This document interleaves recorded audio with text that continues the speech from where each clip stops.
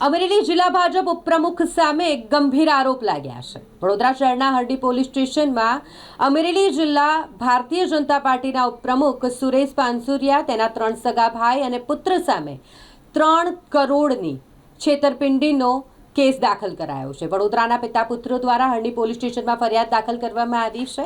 તેઓના જણાવ્યા મુજબ અમરેલી જિલ્લા ભાજપ ઉપપ્રમુખ સુરેશ પાનસુરિયા, તેના 3 સગા ભાઈ અને પુત્ર દ્વારા હરણી સમા લિંક રોડ પર એક સાઇટ બતાવી તેમાં પૈસાનું રોકાણ કરવા માટે જણાવવામાં આવ્યું।